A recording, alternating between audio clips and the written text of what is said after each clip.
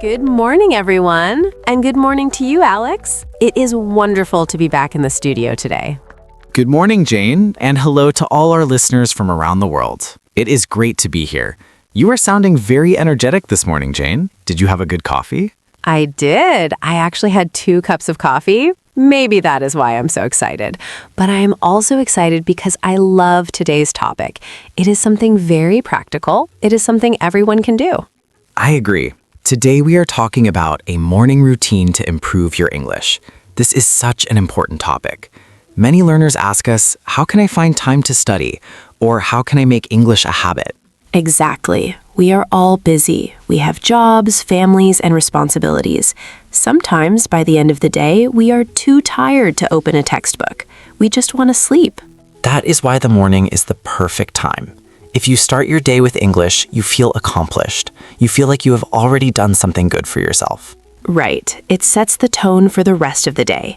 So, Alex, let's dive in. What is the first thing we should think about when creating an English morning routine? Well, before we talk about specific activities, we should talk about mindset.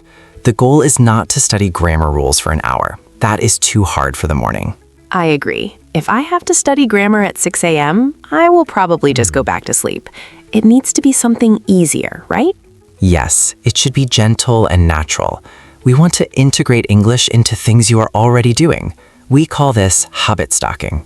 Habit stacking. I like that phrase. Can you explain what that means for our listeners who might not know? Of course. Habit stacking means you take a habit you already have, like brushing your teeth or making coffee, and you add a new habit on top of it. In this case, the new habit is English. That makes sense. So you are not finding new time. You are using the time you already have. Okay, let's look at the first situation. Waking up.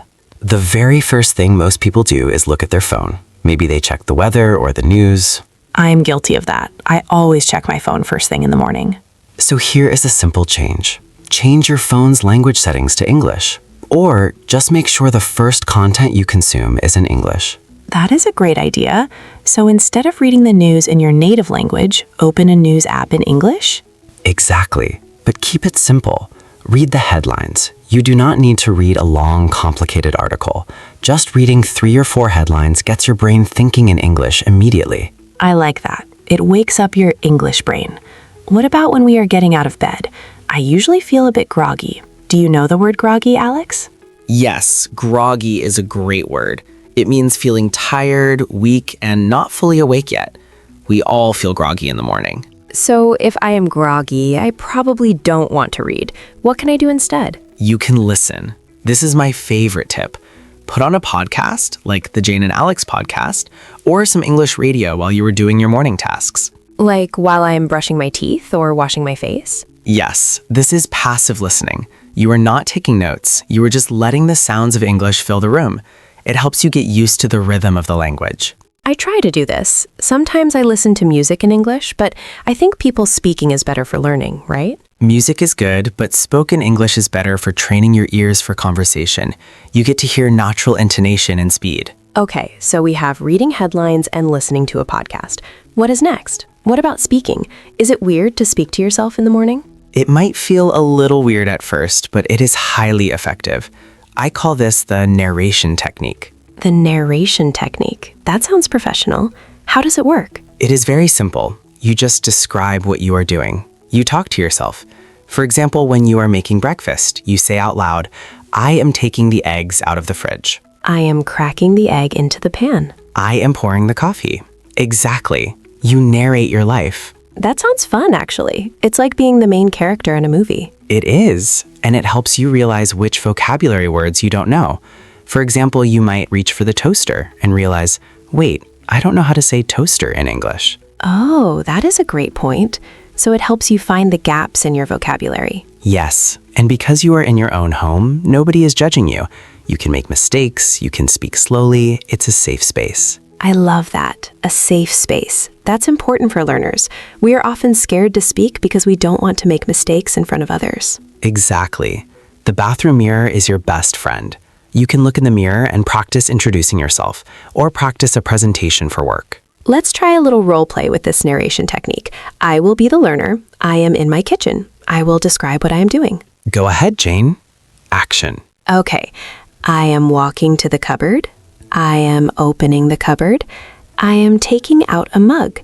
Now I am putting a tea bag in the mug. Perfect. That was excellent. You use the present continuous tense. I am walking, I am opening. This is the best tense to use for this exercise. It feels very natural.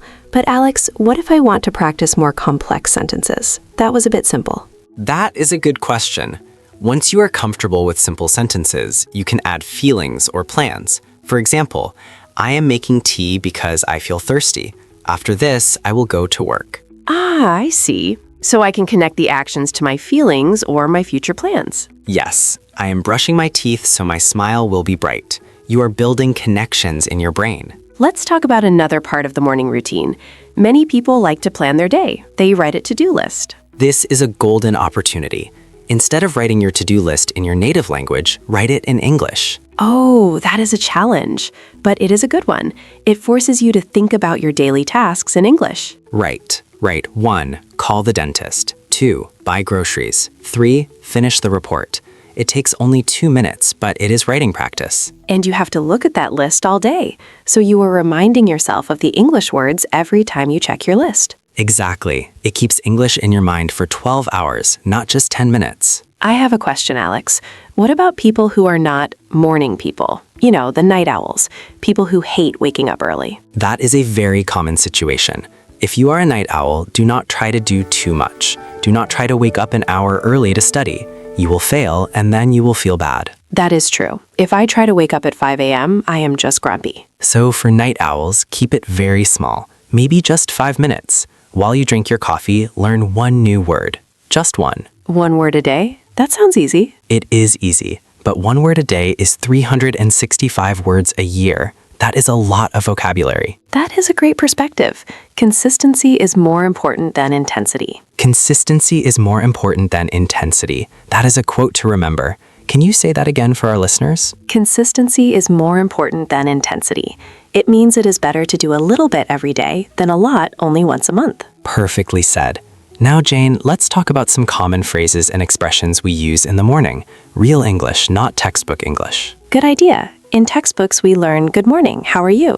But real life is different. Yes. For example, if you slept very well, you might say, I slept like a log. I slept like a log. That is a funny idiom. It means you did not move. You slept deeply. And if you slept badly, you might say, I tossed and turned all night. I tossed and turned. That gives a great image of moving around in bed because you can't sleep. Another common phrase is about the alarm clock. We don't just say the alarm rang. We often say the alarm went off. The alarm went off. That is a phrasal verb. It is a bit confusing because off usually means stop, but here it means it started making noise. English is tricky like that. And what do you do if you want to sleep for 10 more minutes? You hit the snooze button. Hit the snooze button. I do that too often, sometimes 3 times. Me too, honestly. Now, let's practice a conversation between 2 people in the morning, maybe a husband and wife or roommates. Okay, I will be the one waking up. You are already awake. Sounds good. Let's begin. Morning. Is that coffee I smell? Good morning. Yes, I just brewed a fresh pot. Do you want a cup? Oh, yes, please. I can barely keep my eyes open. I tossed and turned all night. I am sorry to hear that. Here's your coffee. Be careful, it is piping hot. Thanks. So, what is on your agenda for today? I have a meeting at 10, but otherwise a pretty light day. What about you? I need to run some errands and then hit the gym. Sounds productive. Well, drink up. And seam. That felt very natural. It did. Notice the phrases we used. Piping hot means very, very hot. And what is on your agenda means what are your plans? And run some errands. That is such a common phrase. It means doing small tasks like going to the bank, the post office, or the grocery store. Exactly. Learners should try to memorize these chunks of language. Run errands, hit the gym, brew coffee. Alex, I want to ask about shadowing. We mentioned it briefly before. Can we explain how to do it specifically with a morning routine? Sure. Shadowing is when you listen to a native speaker and repeat exactly what they say at the same time, like an echo. So if our listeners are listening to this podcast right now, they could shadow us. Yes, they can try to copy my speed, my intonation, and my pronunciation. Let's try a sentence for them to practice. I will say it, Then I will pause, and they can repeat it. Okay, give us a good morning sentence. Here's the sentence. I am ready to have a great day. Okay, listeners, your turn. I am ready to have a great day. Let's try one more. I need to get going or I will be late. I need to get going or I will be late. That is a very useful one. Notice how get going sounds like one word, get going. Yes, we connect the words. We don't say get going. We say get going. This is why listening and speaking in the morning is so powerful. It loosens up your mouth muscles. It really does. You know, Alex, sometimes I hear learners say things that sound a little unnatural. Not wrong, just too formal. Like what? Like saying, I shall arise from my bed now. Yes, that sounds like Shakespeare. I shall arise. What should they say instead to sound natural? Just say, I'm getting up or I'm getting out of bed. Simple is usually better.